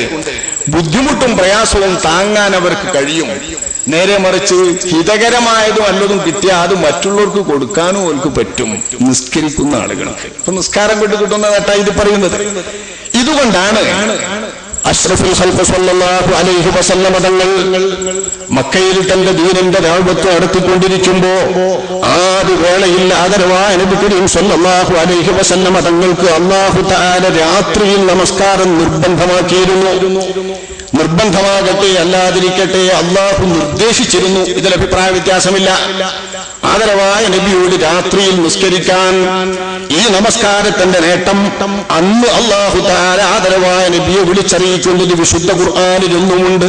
യാ അയ്യുഹൽ മുസമ്മിലു ഖുമിൽ ലൈല ഇല്ലാ ഖലീലാ നിസ്ഫഹു അവ ഇൻഖുസ് മിൻഹു ഖലീലാ ഔ സിദ് അലൈഹി വറത്തിലിൽ ഖുർആന തർത്തീലാ ഇന്നാ സനുൽഖി അലൈക ഖൗലൻ സഖീലാ ഇന്ന നാശിഅത്തൽ ലൈലി ഹിയ അശദ്ദു വത്അൻ വഅഖവ മുഖീലാ ഇന്ന ലക ഫിൻ നഹാരി സബ്ഹൻ ത്വീലാ. നമസ്കാരത്തിന്റെ നേട്ടമാണ് അല്ലാഹു തആല ആദരവായ നബിയെ പറഞ്ഞു പഠിപ്പിക്കുന്നത്. യാ അയ്യുഹൽ മുസമ്മിൽ, ഭാര്യാസമേതം സുഖമായി കിടന്നുറങ്ങുന്ന നബിയേ, അല്ലെങ്കിൽ മനപ്രയാസം കൊണ്ട് വിഷമിച്ചിട്ട് ശത്രുക്കളുടെ പൊറുതികേടുകളും അസഖ്യമായ ഉപദ്രവങ്ങളും സഹിക്കവയ്യാതെ മനോവേദനയോടുകൂടെ പുതപ്പിട്ട് മൂടിക്കിടക്കുന്ന നബിയേ. ശത്രുക്കൾ അതിന്റെ മുൻപ് പലതരത്തിലുള്ളതാണ് നബിയെ കുറിച്ച് പറഞ്ഞിരുന്നത്. അബൂജഹൽ, അബൂ ലഹബ്, അബൂ സുഫിയാൻ, അദ്ദേഹം പിന്നീട് വിശ്വസിച്ച സ്വഹാബിയാണ്. മറ്റൊന്നൊക്കെ കാഫറായി തന്നെ ചത്തുപോയവർ. ഈ രീതിയിലുള്ള ഒരുപാട് മക്കയിലെ ഖുറൈശി പ്രമുഖർ അല്ലാഹുവിന്റെ റസൂലിനെ എതിരാളികൾക്ക് മുൻപിലും പുറംനാടുകളിൽ നിന്ന് വരുന്ന വിദേശികൾക്ക് മുൻപിലും എന്തു പറയണമെന്ന് ആരവായ നബി കരീം സല്ലല്ലാഹു അലൈഹി വസല്ലമ തങ്ങളെക്കുറിച്ച് ആലോചിച്ചൊരു തീരുമാനമെടുത്ത് ഒരേ നിഗമനത്തിലെത്തി. ഈ സമയത്താണ് ഈ വിളിയുണ്ടായത് എന്ന് ചില തഫ്സീറുകളിൽ കാണാം. അല്ലെങ്കിൽ തന്റെ സഹധർമ്മിണിയായ ഖദീജ റളിയല്ലാഹു അൻഹയോട് ഒത്തു കിടക്കുന്ന സമയത്ത് ആ കിടക്കയിൽ നിന്നും എഴുന്നേൽക്കാൻ വേണ്ടിയുള്ള നിർദ്ദേശമാണെന്നുമാകാം. ഇരിക്കട്ടെ, രാത്രിയിൽ പുതച്ചു മൂടിക്കിടക്കുന്ന, അസഖ്യത കൊണ്ടും വിഷമം കൊണ്ടും പുതച്ചു മൂടിക്കിടക്കുന്ന നബി രാത്രിയിൽ അങ്ങ് എഴുന്നേറ്റ് നമസ്കരിക്കണം. ഇല്ലാ ഖലീലാ, രാത്രിയുടെ കുറച്ച് ഭാഗം മാത്രം വിളിച്ചു നിർത്തി ബാക്കി സമയം അത്രയും നിസ്കരിക്കണം നബി. രാത്രി കിടക്കാനുള്ളതല്ല അങ്ങേക്ക്, രാത്രി ഉറങ്ങാനുള്ളതല്ല അങ്ങേക്ക് മുഴുവൻ. പകൽ അല്ലാഹുവിന്റെ റസൂലിന്റെ എല്ലാ പ്രവർത്തനങ്ങൾക്കും കരുത്ത് നൽകാൻ വേണ്ട രാത്രിയാക്കി നബിയുടെ രാത്രിയെ പരിവർത്തിപ്പിക്കുകയാണ് അല്ലാഹു തആല. കുറച്ചു സമയം മാറ്റി നിർത്തിക്കൊണ്ട് രാത്രി നബി തങ്ങൾ എഴുന്നേറ്റ് നമസ്കരിക്കണം. നിസ്ഫ, രാത്രിയുടെ പകുതി ഭാഗം വേണമെങ്കിൽ അങ്ങ് ഒഴിവാക്കിക്കോളൂ, ബാക്കി പകുതി ഭാഗം നിസ്കരിക്കണം. അല്ലെങ്കിൽ ആ പകുതി ഭാഗത്തിൽ നിന്നും കുറച്ചുകൂടി ചുരുക്കിയിട്ട് ഒരു 1/3 ഭാഗം വേണമെങ്കിൽ ഉറങ്ങിക്കോളൂ, 1/2 ഭാഗമോ അധികമോ നിസ്കരിക്കുക. അല്ലെങ്കിൽ പകുതിയേക്കാൾ കുറച്ചുകൂടി കൂട്ടിക്കൊള്ളൂ, എന്നിട്ട് 1/1 ഭാഗം നിസ്കരിക്കുക, 1/2 ഭാഗം അങ്ങ് ഉറങ്ങുക. ഈ രീതിയിലും ചെയ്തോളൂ.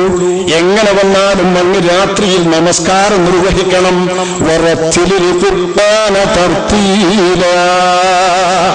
അർത്ഥം ആലോചിച്ച്, ആശയം ആലോചിച്ച്, ഗഹനമായി ചിന്തിച്ച്, വെച്ച് അങ്ങ് ഖുർആൻ അതിന്റെ കൃത്യമായ രീതിയിൽ അർത്ഥാലോചനയോടുകൂടെ ഓതി നിർവഹിക്കുക. നിസ്കാരത്തിൽ എന്താണ് ഇതിന് കാരണം അല്ലാഹു വിവരിക്കുന്നത്? ഇന്നാ സനുൽഖി അലൈക ഖൗലൻ സഖീലാ, ഭാരമുള്ള വഹയാണ് നബി അങ്ങേക്ക് ഞാൻ നൽകുന്നത്. ഇത് സഹിക്കാൻ അങ്ങയുടെ മനസ്സിന് കരുത്ത് വേണം. ഇത് താങ്ങാൻ അങ്ങയുടെ കരുത്ത്, അങ്ങയുടെ മനസ്സിന് ശക്തി വേണം. എന്റെ വഹയിന്റെ ഭാരം പേരാൻ അങ്ങ് ആർജവുമുള്ള ആളും അങ്ങേക്ക് ഊർജവും വേണം. ഇതിനു വേണ്ടി അങ്ങ് രാത്രി ഒന്ന് നമസ്കരിക്കണം. ഭാരമുള്ള വഹി അല്ലാഹു തആലാന്റെ പ്രയോഗമാണ്. നബി തങ്ങൾക്ക് വഹി വരുമ്പോ ഏറ്റവും ശക്തമായ തണുപ്പുള്ള ആ രാത്രികളിലും സമയങ്ങളിലും പോലും നബി വിയർപ്പിൽ മുങ്ങും. നബി മൃഗത്തിന്റെ മുകളിലാകുന്നു വഹി വരുന്ന സമയത്തെങ്കിൽ ആ മൃഗം കഴുത്ത് നീട്ടി ചലിക്കാനും നിൽക്കാനും പറ്റാതെ കഴുത്ത് നീട്ടി കടന്നു പോകും. നബിയുടെ കാലിനടിയിലോ അവയവങ്ങൾക്കടിയിലോ മറ്റൊരുത്തന്റെ വല്ല അവയവവും പെട്ടെങ്കിൽ അത് എല്ല് പൊടിയുന്നത് പോലെ അവർക്ക് അനുഭവപ്പെടും. വഹിയുടെ ഭാരം അനുഭവിച്ചവർക്ക് ഇതറിയാം. റസൂലുള്ളാഹിന്റെ ചില സ്വഹാബിമാരുടെ കാൽ അല്ലാഹുവിന്റെ റസൂലിന്റെ കാലിനടിയിലിരിക്കുന്ന സമയത്ത് വഹി വന്നിട്ടുണ്ട്. അതനുഭവിച്ച സ്വഹാബി പറയുന്നത്, എന്റെ കാല് എല്ലടക്കം പൊടിഞ്ഞു തുരുമ്പാകുന്നത് പോലെ എനിക്ക് തോന്നിയെന്നാണ്. നബി ഒട്ടകപ്പുറത്തിരിക്കുമ്പോഴും വാഹനപ്പുറത്തിരിക്കുമ്പോഴും വഹി വന്നിട്ടുണ്ട്.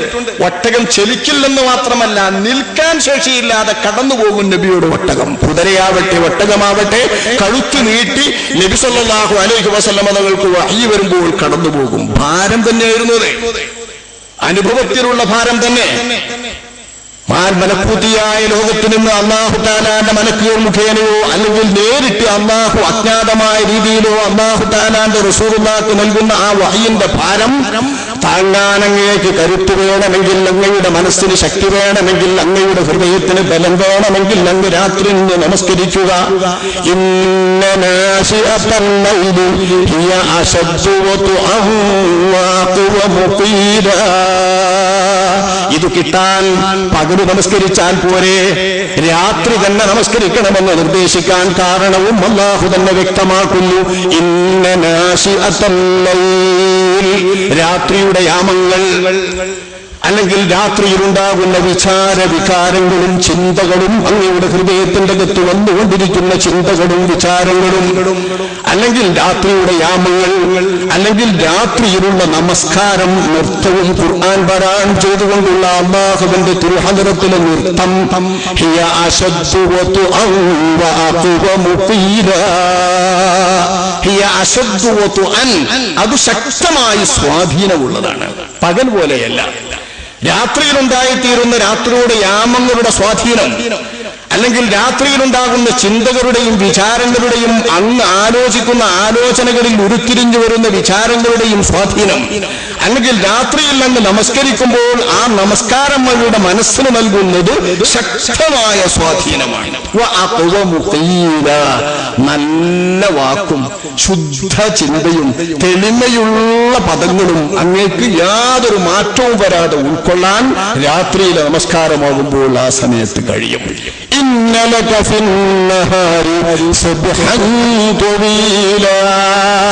പകലിൽ സുദീർഘമായ താണ്ഡനമുണ്ടല്ലോ തങ്ങൾക്ക്, വളരെ വിഷമകരമായ പ്രയാസകരമായ ദഅവത്ത്. രാത്രിയിൽ അങ്ങേക്ക് വേണ്ടിയിട്ട് വിശ്രമിക്കാൻ നൽകിയതാണ്, പകലങ്ങ് ദഅവത്ത് നടത്തുകയാണ്. ആ പകലത്തെ താടനത്തിനും താണ്ടലിനും പ്രയാസങ്ങൾക്കും ഒക്കെയും കരുത്തു പകരാൻ രാത്രിയിൽ നിന്ന് നമസ്കരിക്കുക.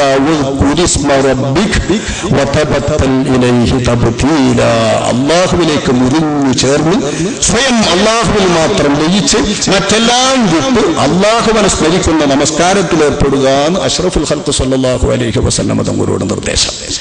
രാത്രിയിലെ ഈ നിസ്കാരം അള്ളാഹുവിന്റെ റസൂൽ നിർബന്ധമായി തന്നെ കൊണ്ടു നടന്നിരുന്നു എന്ന് അഭിപ്രായമുള്ളവരുണ്ട്. ഇല്ല, ഒരു കാലത്തും നിർബന്ധം വന്നിട്ടില്ല, ഇത് നിർദ്ദേശമേ ഉള്ളൂ എന്ന് പറഞ്ഞവരുണ്ട്. ഏതോ ആകട്ടെ നബി ഇത് പതിവായി കൊണ്ടുവന്നിരുന്നു. പൂരാപൂരുട്ടത്ത് ശത്രുക്കൾ ഗാഢനിദ്രയിലാണ്ട് കിടക്കുന്ന സമയത്ത് ഒറ്റക്ക് മസ്ജിദുൽ ഹറാമിന്റെ ചാരത്ത് വന്ന്, അന്നത്തെ മക്കയാണ്, അന്നത്തെ മസ്ജിദുൽ ഹറാമാണ്, ഇന്ന് നമ്മൾ നിരൂപിച്ചാൽ കിട്ടൂല. ഇന്നവിടെ ലൈറ്റും വെളിച്ചവും പോയ നേരല്ല. അന്ന് എന്ത് കത്തിക്കാനാ? ഒരു വിളക്കുമില്ലാത്ത കാലം. വിളക്ക് കത്തിക്കുമ്പോൾ മാത്രം കത്തിക്കാനല്ലാതെ അല്ലാത്ത സമയത്ത് വിളക്കില്ല. ആ മസ്ജിദുൽ ഹറാമിന്റെ ചാര കഅബയുടെ സമീപത്ത് വന്ന് അല്ലാഹുവിന്റെ റസൂൽ രാത്രിയിൽ നമസ്കരിച്ചിരുന്ന മക്കത്ത് എന്തിന്? പകലിലെ പ്രയാസകരമായ ദഅവത്തിനിക്ക് സഹായവും കരുത്തും കിട്ടാൻ, ശത്രുക്കളുടെ മർദ്ദനങ്ങൾക്കും അവർ കുത്തുവാക്ക് പറയുമ്പോൾ വരുന്ന നമ്പറുകൾക്കും അവർ കൊടിയ മർദ്ദനങ്ങൾ നടത്തുമ്പോൾ വരുന്ന ഹൃദയത്തിന്റെ പീഡകൾക്കും ഒരൽപ്പം ആശ്വാസം കിട്ടാൻ ആദരവായ നിബിധങ്ങൾക്ക് അല്ലാഹു നിർദ്ദേശിച്ച മാർഗം നിസ്കാരം. ഇതുകൊണ്ട് തന്നെ തന്റെ ജീവിതത്തിൽ ആ സകലം കാന സ്വല്ലല്ലാഹു അലൈഹി വസല്ലം ഇദാ ഹസബഹു അംറുൻ ഫസിഅ ഇലസ്സലാഹ്. നബി എന്തെങ്കിലും ഒരു കാര്യം വിഷമിപ്പിച്ചാൽ, പ്രയാസപ്പെടുത്തിയാൽ, നബിക്ക് ബേജാറുണ്ടാക്കി തീർത്താൽ അന്നേരം നബി തങ്ങൾ ചെയ്യുന്ന ഇടപാട് നിസ്കാരത്തിലേക്ക് നിന്നാൽ പ്രയാസം തീർന്നു, മനോവേദന തീർന്നു. അല്ലാഹു സുബ്ഹാനഹു വ തആല നിസ്കാരം കൊണ്ട് നബിക്ക് ഈ നേട്ടങ്ങളുണ്ടെന്ന് പഠിപ്പിച്ചതിന്റെ പിറകെ നബി സ്വഭാവമാക്കിയതാണ്. ഞാനിവിടെ ചുരുക്കട്ടെ. ഈ 3 ലക്ഷ്യങ്ങളിൽ വിശുദ്ധ ഖുർആനും ഹദീസുകളും നമ്മെ പഠിപ്പിക്കുന്നുണ്ട്.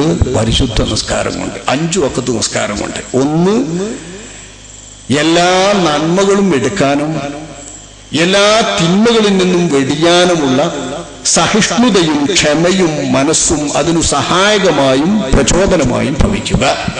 2, എല്ലാ തിന്മകളിൽ നിന്നും അരുതായ്മകളിൽ നിന്നും വിലക്കുക. 3, മനസ്സിന് കരുത്തും മറ്റും കിട്ടുക. ഇതൊന്നും നമ്മളെ നമസ്കാരം കൊണ്ട് കിട്ടണില്ലല്ലോ. നമുക്ക് നമസ്കാരത്തിൽ പറഞ്ഞ ഈ 3 നേട്ടങ്ങളും നമ്മളെ നമസ്കാരം വല്ല.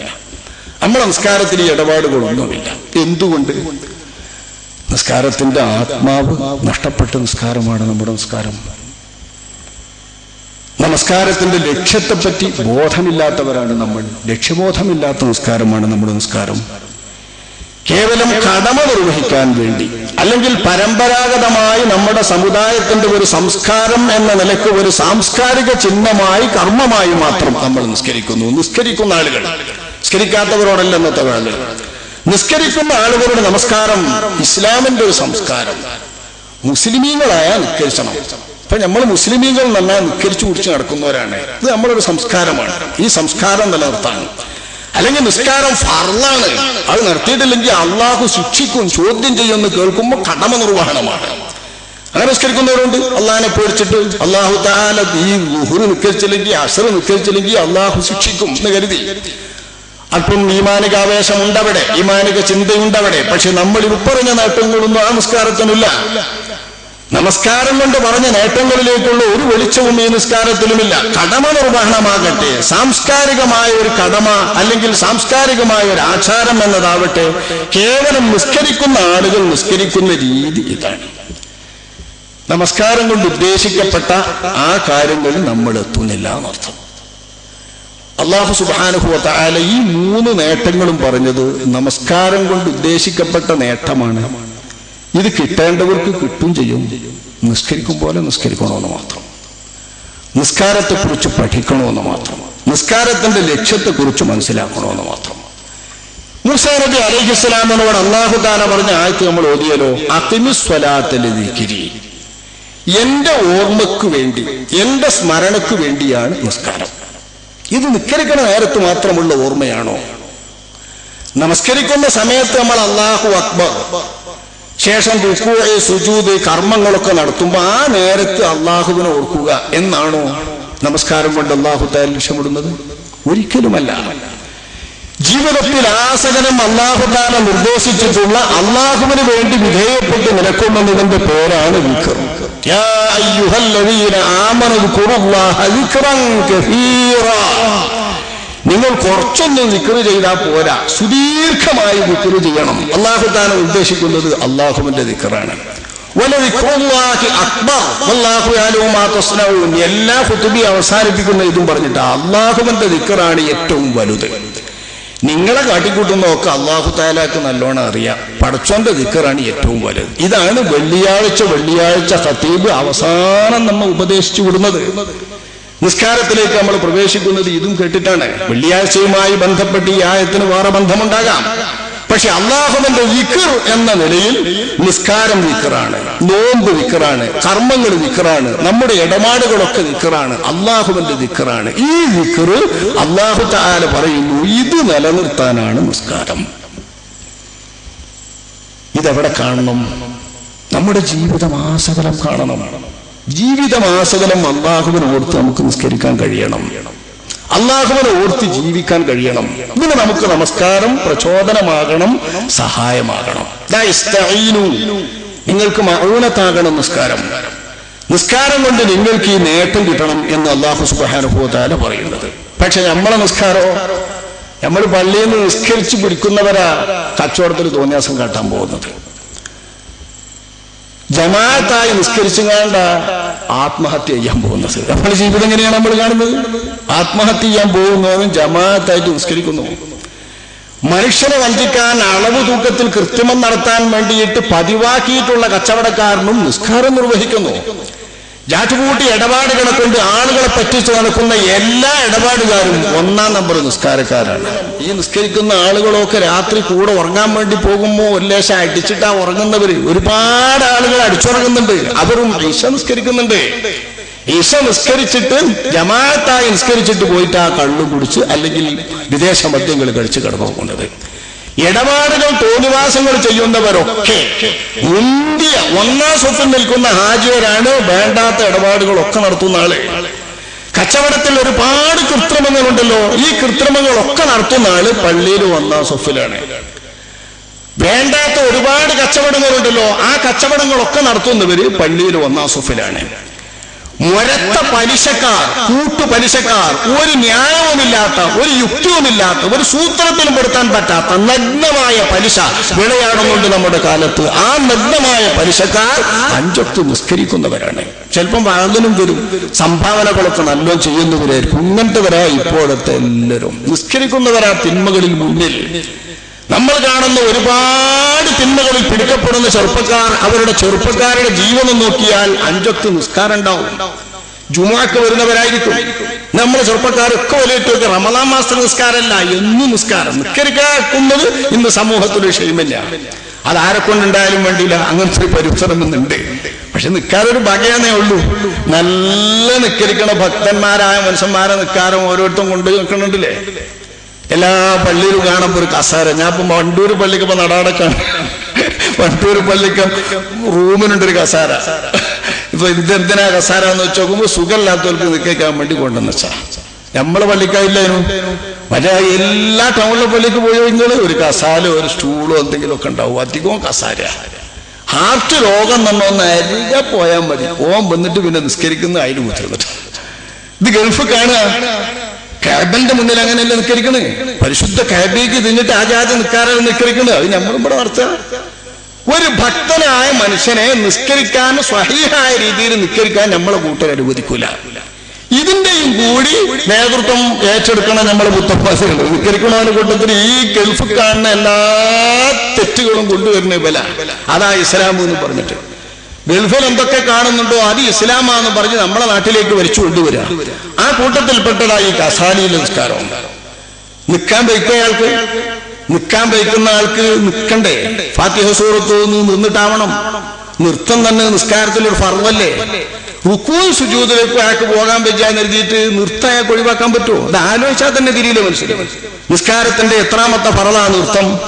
3ാമത്തെ ഫറള് നിർത്ത. പക്ഷെ ആദ്യം മുതൽ ഉണ്ടാകേണ്ട ഫറളാണ് നൃത്തം. അല്ലാഹു അക്ബർ എന്ന് ചൊല്ലേണ്ടതും നിയ്യത്തുണ്ടാവുക അല്ലാഹു അക്ബറിന്റെ കൂടെ. ഇത് രണ്ടും വരുന്നത് നിന്നുകൊണ്ടാണ്.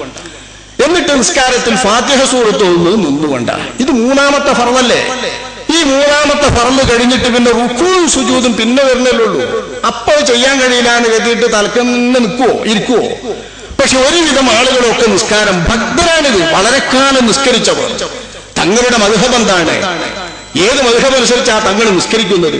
തങ്ങളുടെ മദ്ഹബ് അനുസരിച്ചുള്ള നിയമം എന്താണ് എന്ന് മുസ്ലിയാരോടോ പണ്ഡിതനോടോ ഉസ്താദിനോടോ പള്ളിയിലെ കാലേരോടോ ചോദിക്കാനുള്ള സാവകാശം പോലുമില്ല. എല്ലായിടത്തും നിസ്കരിക്കണില്ലേ? എല്ലായിടത്തും ബൈപ്പാസ് കഴിഞ്ഞാലൊക്കെ എങ്ങനെയാ നിസ്കരിക്കുന്നത്? നമ്മളും നിസ്കരിക്കാന്നാ.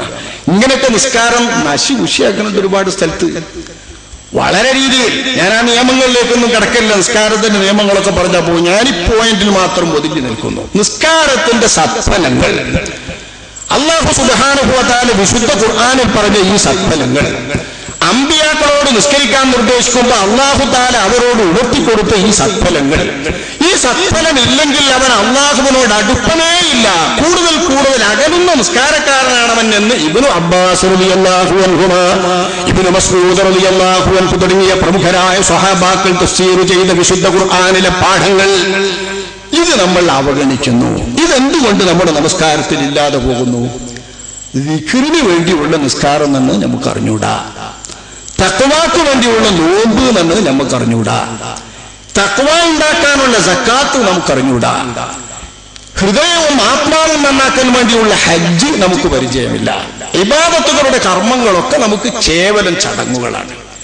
ജീവിതത്തിൽ ആസകലം കച്ചവടമാവട്ടെ, നടത്തമാവട്ടെ, ഇരുത്തമാവട്ടെ, വീടിന്റെ അകത്ത് ഭാര്യയോടുള്ള പെരുമാറ്റമാവട്ടെ, മക്കളോടുള്ള പെരുമാറ്റമാകട്ടെ, സുഹൃത്തുക്കളോടുള്ള പെരുമാറ്റമാകട്ടെ, പള്ളിക്കുള്ളിലും ബോർഡിലും അങ്ങാടിയിലുമുള്ള ജീവിതമാകട്ടെ, മനുഷ്യ ജീവിതത്തിന്റെ നിഖില മേഖലകളിലും എല്ലായ്പ്പോഴും അല്ലാഹുവിന്റെ ദിക്ർ വിട്ട്, അതായത് ഹലാലും ഹറാമും വിട്ട് ഒരാൾക്ക് നീങ്ങാൻ പറ്റുമോ?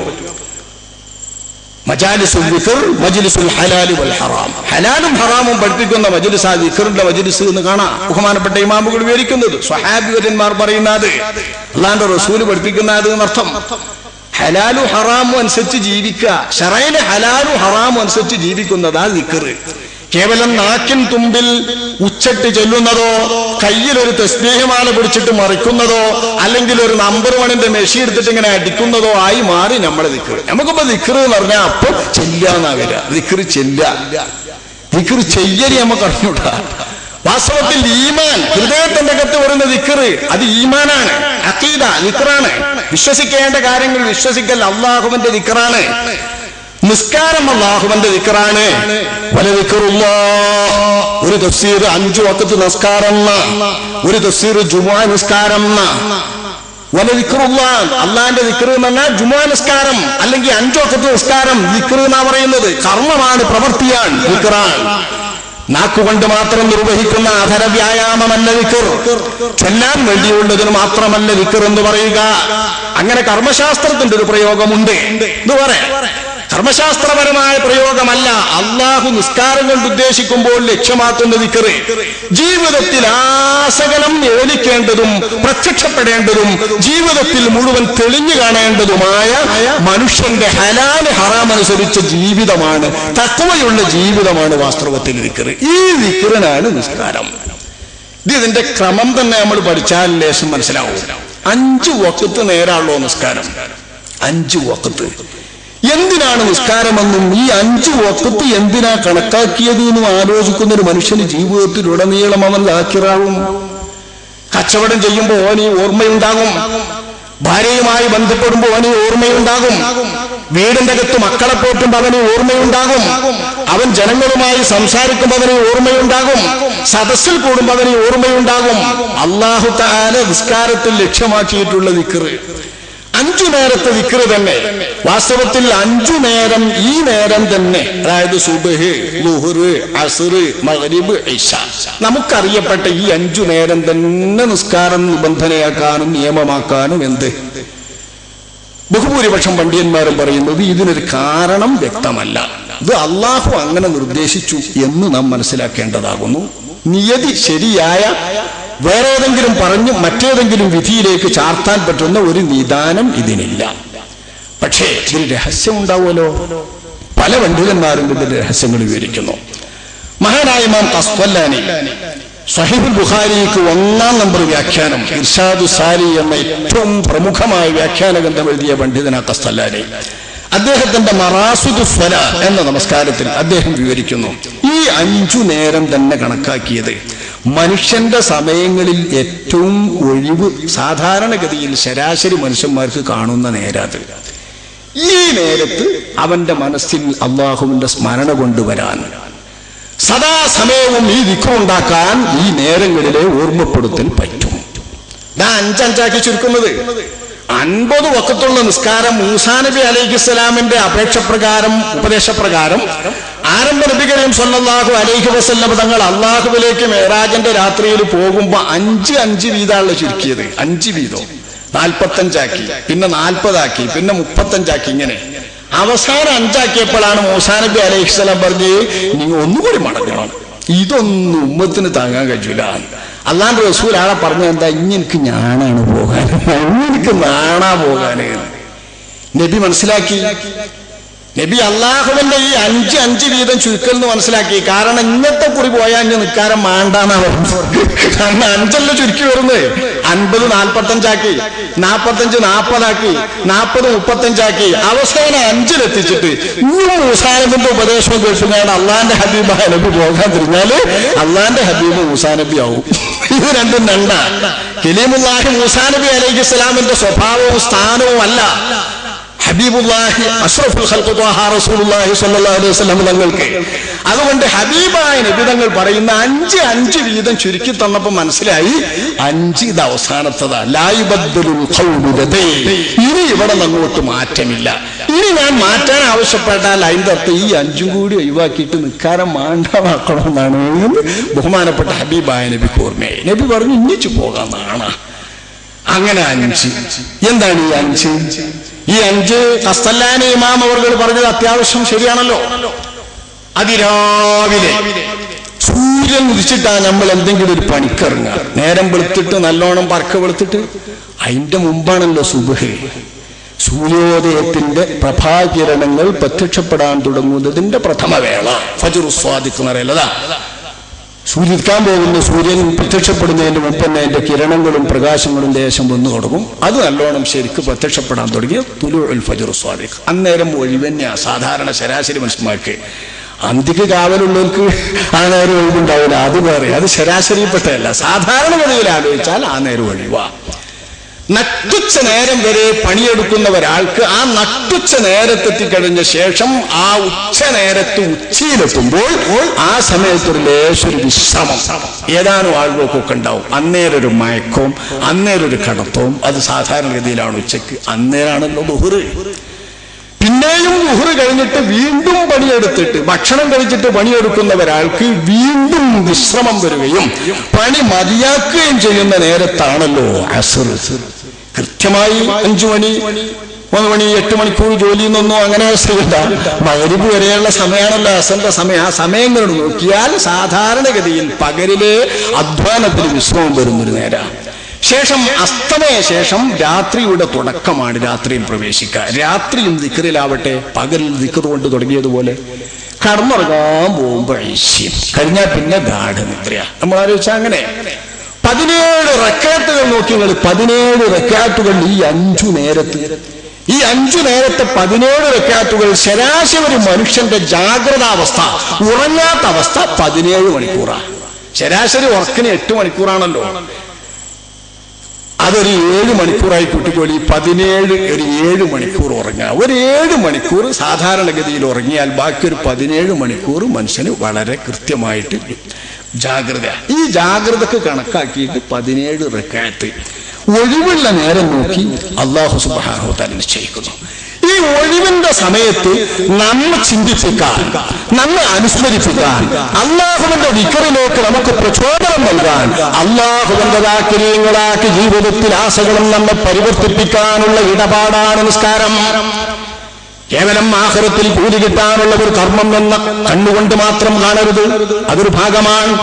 പക്ഷേ അതോടൊപ്പം മനുഷ്യന്റെ ഈമാനികമായ ജീവിതത്തിൽ, വിശ്വാസപരമായ ജീവിതത്തിൽ, തഖ്വയുടെ ജീവിതത്തിൽ വെളിച്ചം നൽകാൻ പറ്റുന്ന ഏറ്റവും പ്രധാനപ്പെട്ട ഒരു ലക്ഷ്യം, ദീനിയായ ഒരു ലക്ഷ്യം, ശറഇന്റെ തീരുമാനങ്ങൾക്ക് വിധേയമാകുന്ന അനുബന്ധമാകുന്ന ഒരു ലക്ഷ്യം, ഹിക്മത്ത്, അത് രഹസ്യം ഇതിന്റെ ഉള്ളിലുണ്ട്. ഈ രഹസ്യം ഈ ഒഴിവ് സമയങ്ങളിൽ അല്ലാഹുവിനെ അനുസ്മരിപ്പിക്കുകയാണ്.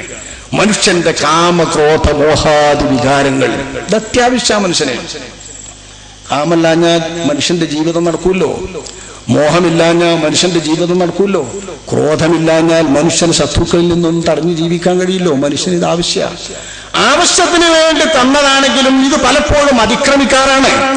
ഈ അതിക്രമങ്ങൾ മൂലം വരുന്ന എല്ലാ തെറ്റുകുറ്റങ്ങളിൽ നിന്നും മനുഷ്യനെ ഓർമ്മിപ്പിക്കുകയും മനുഷ്യന് പിന്തിരിപ്പിക്കുകയും ചെയ്യേണ്ട ഓർമ്മ അവന്റെ മനസ്സിൽ സദാ വേണം.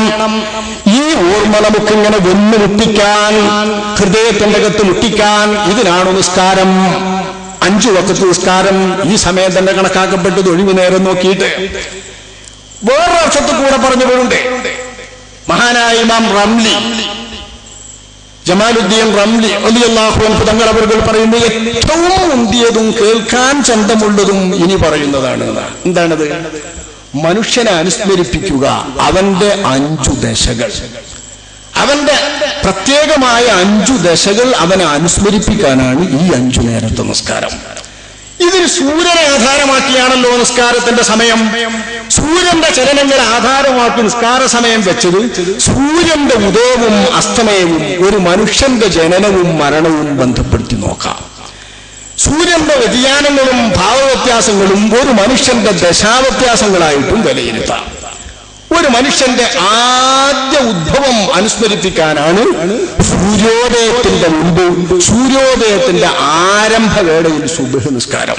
ഇപ്പൊ സുബ്ഹ് നിസ്കരിക്കാൻ എഴുന്നേൽക്കുന്ന ഒരാൾ കേവലം സുബ്ഹ് നിസ്കരിക്കാനാപ്പാ ഞാൻ പോകുന്നത് എന്ന് മാത്രം ആലോചിക്കുമ്പോ സുബ്ഹ് നല്ലോന്നോൻ ആലോചിക്കണ്ടേ? എന്താ സുബ്ഹ്? അങ്ങനെ തന്നെ വേണല്ലേ നമ്മള് സുബ്ഹ് എന്ന ഫർള് നിസ്കരിക്കാൻ തന്നെ വിചാരിക്കണ്ടേ? ആ നേരത്തെ നിസ്കാരം ഇന്നതാണ് എന്ന് മനുഷ്യന്റെ മനസ്സിൽ ശരിക്കും കൃത്യമായി എത്തണം. അത് ഫർളായ നിസ്കാരമൊന്നും നമ്മുടെ നിയ്യത്തിൽ വേണമല്ലോ, അല്ലെങ്കിൽ നിസ്കാരം ശരിയാവില്ല. അപ്പൊ സുബ്ഹ് എന്ന ഫർള് അല്ലെങ്കിൽ ഫജ്ർ എന്ന ഫർള് എന്ന് പറയുമ്പോൾ തന്നെ, മനസ്സിൽ വിചാരിക്കുമ്പോൾ തന്നെ, ഈ പ്രഭാതവേളയിൽ നിർവഹിക്കാൻ വേണ്ടി അല്ലാഹു തനിക്ക് കടമപ്പെടുത്തിയ ഫർളാക്കിയിട്ടുള്ള ബാധ്യത, ഇത് നിർവഹിക്കാൻ വേണ്ടി പോകുന്ന മനുഷ്യൻ എന്താണ് ഈ പ്രഭാത സമയത്തിനുള്ള പ്രത്യേകത? തന്റെ ജീവിതവുമായി ഇതിനെന്ത് ബന്ധം? ഇതാ താൻ ഈ ഭൂമുഖത്തേക്ക് പ്രത്യക്ഷപ്പെട്ടത് ഇതുപോലെയാണ്. ഇല്ലായ്മയിൽ നിന്നാണ്, മറവിയിൽ നിന്നാണ്, ഇരുട്ടിൽ നിന്നാണ്, പലതരം ഇരുട്ടറകളിൽ നിന്നാണ് വെളിച്ചത്തിന്റെ ലോകത്തേക്ക് ഞാൻ കടന്നു വന്നത് എന്ന് സുബ്ഹ് നിസ്കരിക്കുന്നവരാൽ സുബ്ഹിന്റെ വേളയിൽ നിസ്കാരത്തിന്റെ സമയത്ത് സുബ്ഹ് എന്ന സമയത്തോട് ബന്ധപ്പെടുത്തി നിസ്കാരത്തെ അല്ലാഹു കണിശമായ നിബന്ധനയാക്കിയതിനെ പഠിക്കണം, വിലയിരുത്തണം. ആ സൂര്യൻ കുറച്ചുകൂടി നട്ടിച്ച സമയത്തെത്തിയാൽ, നട്ടിച്ച സമയത്തിൽ നിന്ന് മധ്യരേഖയിൽ നിന്ന് ഒരൽപ്പം തെറ്റുമ്പോൾ പിന്നെ നിസ്കരിക്കുന്ന 2ാമത്തെ നിസ്കാരമാണ് നമ്മുടെ നാടൻ ഭാഷയിൽ എണ്ണിയാൽ ദുഹ്ർ. ഒരു പക്ഷേ ലോകത്ത് ആദ്യം പ്രത്യക്ഷപ്പെട്ട നിസ്കാരം ദുഹ്റാണ്. കാരണം മിഅ്റാജിന്റെ രാവിൽ അല്ലാഹുവിന്റെ റസൂൽ വന്നിട്ട് ആദ്യം ജിബ്രീൽ അലൈഹിസ്സലാം ഇമാമായി നിസ്കരിച്ച് കാണിച്ചു കൊടുത്തത് ദുഹ്റാണ്. അതാണ് അതിന്റെ പേര് തന്നെ ദുഹ്ർ. ലോകത്ത് ആദ്യം പ്രത്യക്ഷപ്പെട്ട നിസ്കാരം ദുഹ്ർ, വെളിച്ചം കണ്ട നിസ്കാരം അതാണ്. പക്ഷെ നമ്മളെ എണ്ണത് സുബ്ഹ് മുതലാണ്. ഇപ്പൊ സുബ്ഹ് കഴിഞ്ഞാൽ പിന്നെ ദുഹ്ർ. ഇത് മനുഷ്യന്റെ ജീവിതത്തിന്റെ ഒരു ദശയാണ്. സൂര്യോദയം പോലെ പിറന്നു വന്നു, ഘട്ടം ഘട്ടമായി വളർന്നു വന്നു, സ്റ്റെപ്പായി വളർന്നു വന്ന ഒരു മനുഷ്യൻ അവന്റെ ഊർജവും വികാരവും വിചാരവുമെല്ലാം അതിന്റെ പരിപൂർണതയിലും ഉച്ചിയിലും എത്തുന്നതായ ഒരു സമയമാണ് അവന്റെ യൗവനം. കൗമാരവും യൗവനവും. ഈ കൗമാരത്തിന്റെയും യൗവനത്തിന്റെയും മധ്യവയസ്കന്റെയും ഒക്കെ ആ സമയം വളരെ കൃത്യമായി അവൻ പരിഗണിക്കുമ്പോ അവന്റെ ജീവിതത്തിലെ ഏറ്റവും വലിയ ഒരു ദശമായ പ്രധാനപ്പെട്ട ഒരു സമയമായ ഒരു വേളയായ ഒരു ദശയായ അവന്റെ കൗമാരത്തെയും യൗവനത്തെയും അനുസ്മരിപ്പിക്കുന്ന രീതിയിൽ സൂര്യന്റെ ആ യൗവന സമയത്തുള്ള നിസ്കാരമാണ് ദുഹർ. അസ്തമിക്കാൻ വേണ്ടി സൂര്യൻ പോകുമ്പോൾ അതിന്റെ മുൻപായിട്ടുള്ള ചെറിയ ലൈറ്റിന്റെ മങ്ങലുകളൊക്കെ തുടങ്ങുന്ന നേരത്താണ് അസർ. ഇത് മധ്യവയസ്കനായ ഒരു മനുഷ്യൻ അത്യാവശ്യം വയസ്സനായി തീരുന്ന സമയത്ത്, ജീവിതം അസ്തമിക്കാൻ വേണ്ടി പോകുന്ന സമയത്ത് ധ്വനിപ്പിക്കുകയാണ്, പടച്ചവനെ എന്റെ ജീവിതത്തിൽ ഇതൊക്കെ വരുമല്ലോ. ഇത് കഴിഞ്ഞ് അസ്തമിക്കുമ്പോഴോ ഒരു മനുഷ്യൻ മരിക്കുന്നതാണ് അവന്റെ ഓർമ്മയിൽ വരേണ്ടത്. സൂര്യൻ വെളിച്ചം കണ്ടിരുന്ന സൂര്യൻ ഇപ്പം മറഞ്ഞു. എവിടെയാ പറഞ്ഞു? നമ്മക്കറിഞ്ഞൂല. അറബിക്കടലില്. നമ്മളും അങ്ങനെ തന്നെ അറബിക്കടലിന് മറിയും, ഖബറിന് മറിയും, നമ്മളെ പള്ളിക്കാട്ടിൽ മറയും. അങ്ങനെ മറിയാൻ വേണ്ടിയുള്ള മരണം എന്ന് പറയുന്ന ആ ദശയെ ഓർമ്മപ്പെടുത്തുന്നതാണ് മഗ്രിബ് കഴിഞ്ഞാൽ ഖബറിൽ കൊണ്ടുപോയി വെച്ച ഒരു മനുഷ്യനെ, ഖബറിൽ കൊണ്ടുപോയി വെച്ച ആ മണ്ണിന്റെ കാലത്തിനനുസരിച്ചല്ലേ ഒരു മനുഷ്യന്റെ ജഡം നിൽക്കൂ. പ്രത്യേകം ചില ആളുകൾക്ക് അല്ലാഹു തആല ജഡം അഴുകാതെ നിർത്തിയെന്നും വരാം. ചില പ്രത്യേക മണ്ണിന്റെ പ്രത്യേകത കൊണ്ട് ചില ശരീരങ്ങൾ അഴുകാതെ നിന്നു എന്നും വരാം. ഇതിലൊന്നും പ്രത്യേക കാര്യമില്ല. ആദരിച്ചിട്ട് കറാമത്തായിട്ട് അഴുകാതെ നിർത്തിയാൽ അതിൽ സ്ഥാനമുണ്ട് താനും. മണ്ണിന്റെ പ്രത്യേകത കൊണ്ടാണെങ്കിൽ അവിടെ മൂമിനും കാഫിറൊന്നുമില്ല. ഇതൊന്നും നമുക്ക് തീരുമാനിക്കാൻ പറ്റിയതല്ല. പൊതുവിൽ ശരാശരി മനുഷ്യന്റെ ജഡങ്ങളൊക്കെയും നുരുമ്പി നശിച്ച് ദ്രവിച്ച് ഇല്ലാതായി പോകും. ഒരു ചെറിയ വാൽക്കുറ്റി, അവന്റെ ചെറിയ വാൽക്കുറ്റി, അവന്റെ അസ്ഥികൂടത്തിന്റെ വാൽക്കുറ്റി മാത്രം അവശേഷിക്കും. ഇതല്ലാത്ത മുഴുവൻ ഭാഗവും നശിച്ച് മണ്ണടിഞ്ഞു പോകും. ഈ മണ്ണടിഞ്ഞു പോകുന്ന സർവനാശത്തെയാണ് സൂര്യന്റെ എല്ലാ വെളിച്ചവും സൂര്യന്റെ എല്ലാ അടയാളങ്ങളും നശിച്ച് ഇരുട്ട് പരന്ന് കൂരിട്ട് വരുന്ന നേരം നമ്മെ ജ്യോതിപ്പിക്കുന്നതും പഠിപ്പിക്കുന്നതും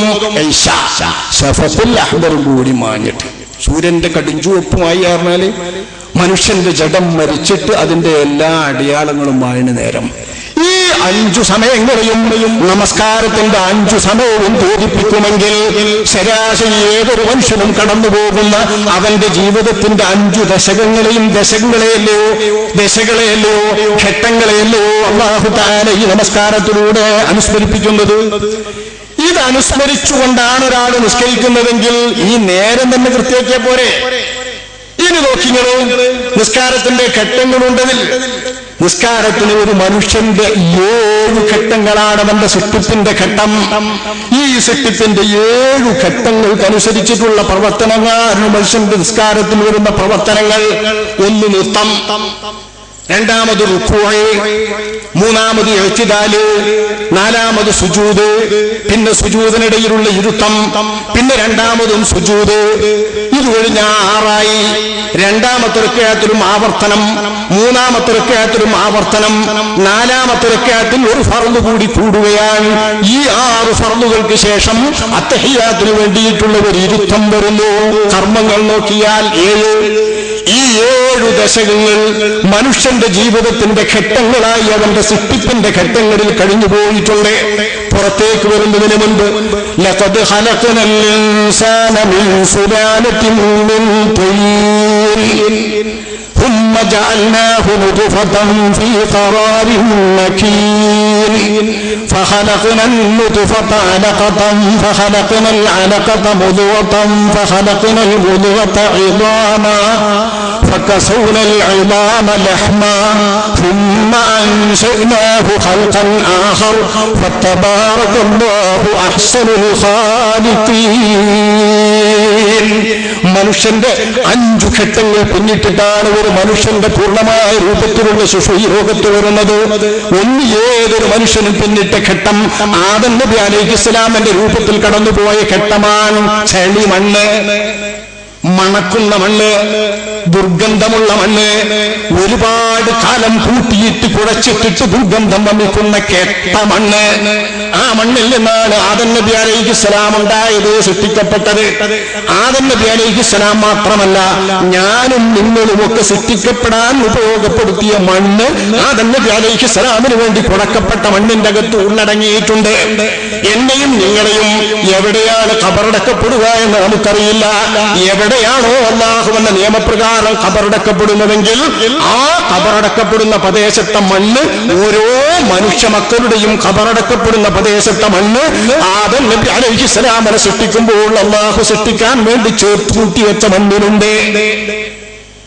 നമ്മുടെ മണ്ണിന്റെ അംശമില്ലാതെ ആദം നബി അലൈഹിസ്സലാം ഉരുവപ്പെട്ടിട്ടില്ല. അപ്പൊ ആദമിന്റെ ആ രൂപത്തിലായി, ആദിമ മനുഷ്യന്റെ ആ രൂപത്തിലായിക്കൊണ്ട് നമ്മൾക്കൊരു ഘട്ടം കടന്നുപോയിട്ടുണ്ട്, ഒരു ദശ. ആ ദശ കഴിഞ്ഞാറെന്ന് പറയുന്നു,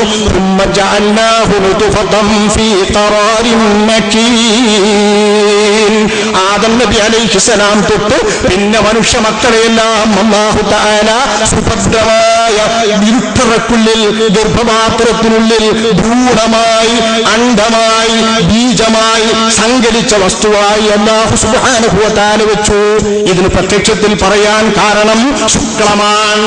ആ ശുക്ലമാക്കിയിട്ട്, ശുക്ലത്തിൽ നിന്ന് പുറപ്പെടുന്ന ഒരു ബീജത്തിന്റെ അംശമാക്കിയിട്ട് അണ്ഡത്തിന്റെയും അംശം ചേർന്നിട്ട് അല്ലാഹു വെച്ചു ഖറാറുൻ മക്കീൻ. ഇത് എന്റെയും നിങ്ങളുടെയും ഒക്കെ ജീവിതത്തിന്റെ അളവിൽ കഴിഞ്ഞുപോയ ഘട്ടമാണ്, ദശയാണ്.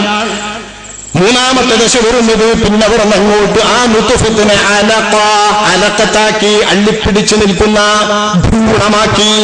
ഇന്നത്തെ ഭാഷയിൽ, ശാസ്ത്രീയ ഭാഷയിൽ ഭ്രൂണം. ആ ഭ്രൂണത്തിന്റെ ഘട്ടം കഴിഞ്ഞിട്ട് മാംസത്തിന്റെ ഒരു പിണ്ഡമായിട്ട്, പിടിക്കാനും ചവക്കാനും പറ്റുന്ന തരത്തിലുള്ള ഒരു മാംസപിണ്ഡമാകുന്ന ഘട്ടമായി കിടത്തി.